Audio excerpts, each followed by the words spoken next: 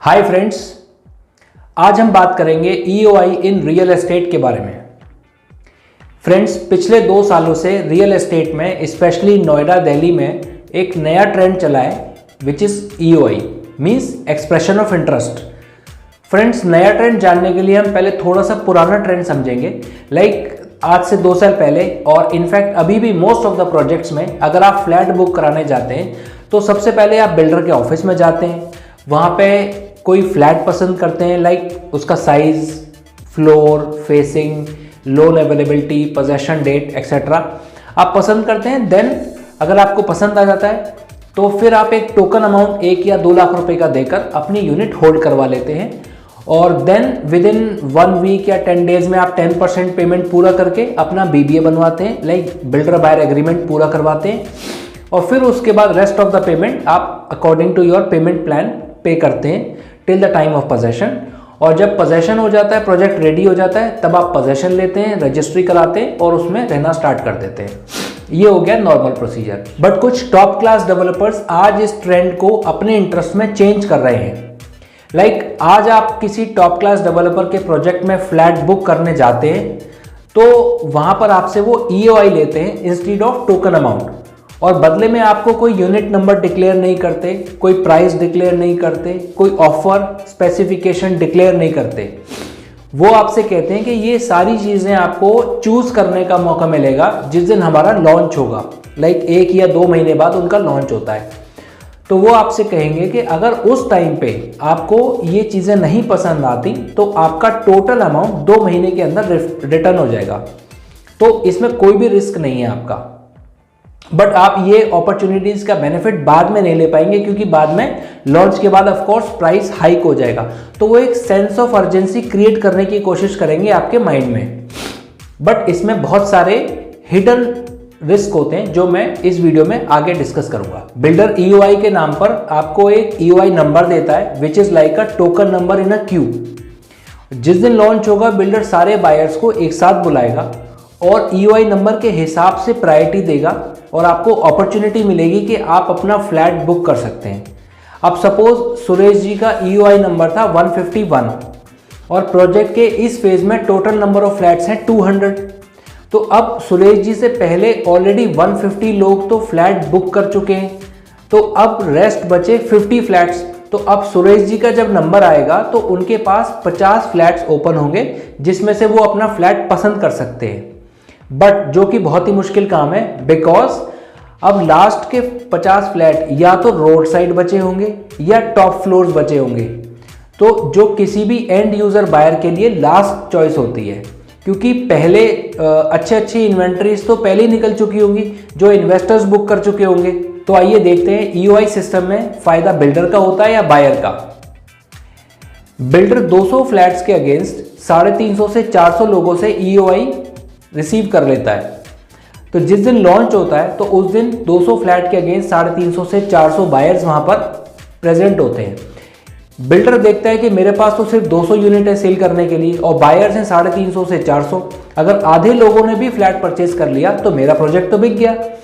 तो वो सोचता है कि डिमांड ज़्यादा है और सप्लाई कम है, सो इसका फ़ायदा उठाते हुए बिल्डर इमीडिएटली प्राइस बढ़ा देता है जस्ट बिफोर द लॉन्च। इसका सीधा नुकसान इनोसेंट बायर्स को होता है जो एक बड़े ब्रांड से फेयर प्रैक्टिस की उम्मीद करते हैं। सेकंड नंबर, बिल्डर आपको पेमेंट के टाइम पे कभी भी ईओआई नंबर जनरेट करके नहीं देता। वो आपसे पेमेंट तो ले लेता है ईओआई के अगेंस्ट लेकिन आपको नंबर नहीं देता। वो बहाने बना देता है कि हमारी सीआरएम टीम आपको मेल करेगी और कई बार 1-2 हफ्ते बाद तक भी आपको नंबर जनरेट होकर नहीं मिलता। जब आप फॉलोअप करते हैं तो वहाँ के जो आरएम होते हैं वो आपको बता देते हैं कि अभी आपसे पहले कुछ लोग क्यू में लगे हुए थे जिनका पेमेंट कंप्लीट नहीं हुआ है, तो अगर उनका पेमेंट कंप्लीट नहीं होगा तो हम उनका ईओआई कैंसिल कर देंगे और आपका नंबर और जल्दी आ जाएगा।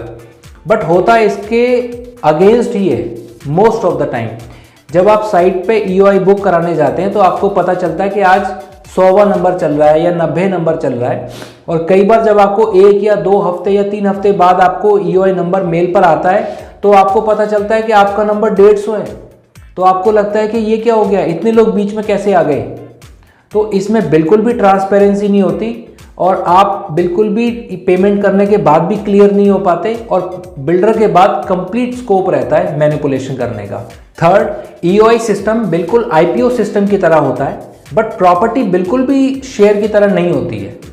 Property selection is a very personal, like आपको 2 BHK चाहिए, 3 BHK चाहिए, आपको फेसिंग कैसी चाहिए, पार्क फेसिंग या रोड फेसिंग, आपको फ्लोर कितना जाना है, हायर जाना है या लो फ्लोर पे चाहिए, आपको स्पेसिफिकेशन कैसे होने चाहिए, आप वास्तु तो नहीं मानते। बहुत सारी चीज़ें हैं जो बायर सिलेक्ट करते टाइम देखते हैं, बट आप सबको एक लाइन में खड़ा नहीं कर सकते।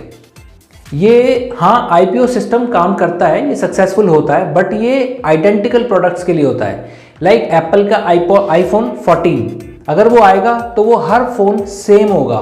उसमें आप प्रायोरिटी जनरेट कर सकते हैं कि जिन्होंने पहले बुक कर दिया उनको पहले मिलेगा, उसमें भी प्राइस सेम होता है।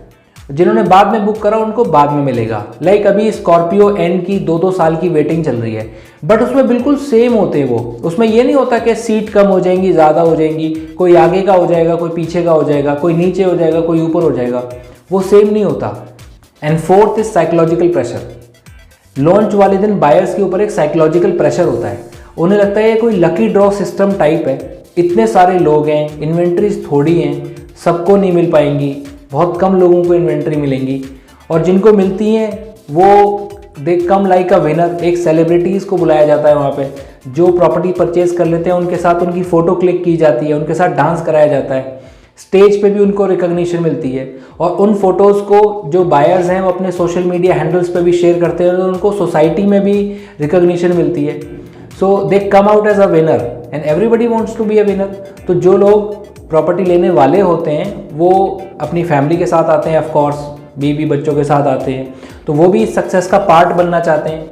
बट जब इन्वेंट्रीज कम बची होती हैं तो वो खाली हाथ कोई लौटना नहीं चाहता फैमिली के साथ, सब चाहते हैं कि यार हम भी ये सक्सेस का पार्ट बन के जाएँ।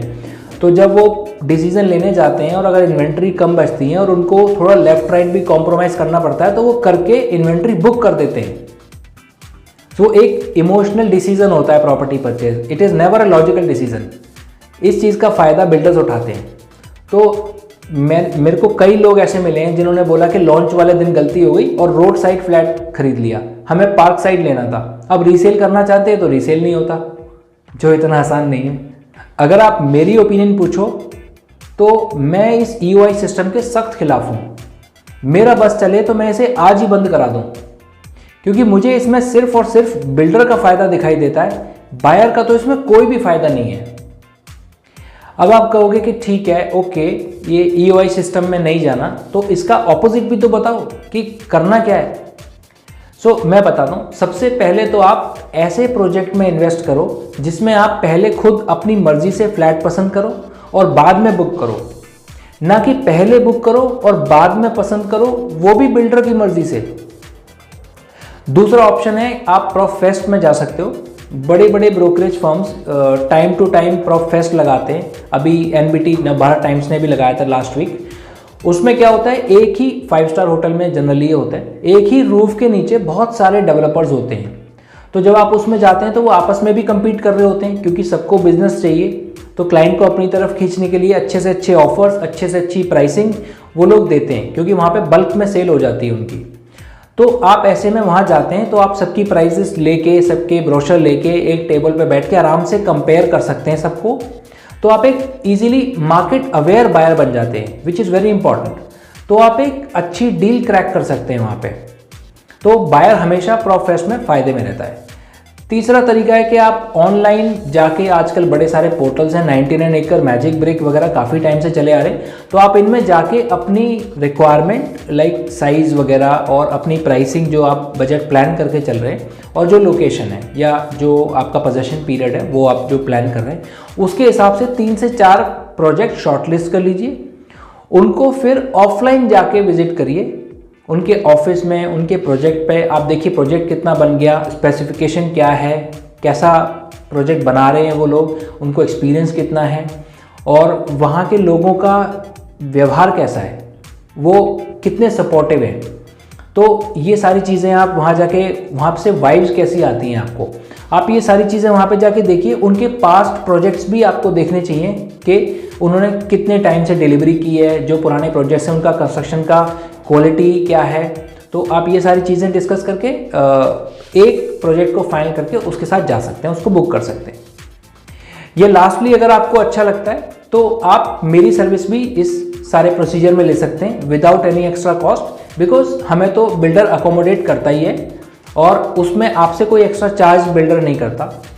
इनफैक्ट जब आप हमारे साथ जाते हैं तो क्योंकि हमारा रोज़ का काम है तो हमें तो पता ही होता है कि बिल्डर कहाँ तक नेगोशिएट कर लेता है, तो आपको एक बेटर डील मिल जाती है। हम थोड़ा सा बिल्डर को और खींच लेते हैं। तो इस तरह आपको विदाउट एनी एक्स्ट्रा कॉस्ट एक इस जर्नी में आपको एक रियल एस्टेट एक्सपर्ट कंपेनियन मिल जाता है, जो आपकी जर्नी को स्टेप बाय स्टेप थोड़ा स्मूथ कर देता है। Finally, if you like this video then please like, share and comment. If you have any query you can ask me in the comment box or WhatsApp me personally. Goodbye guys, see you in the next video. Bye bye.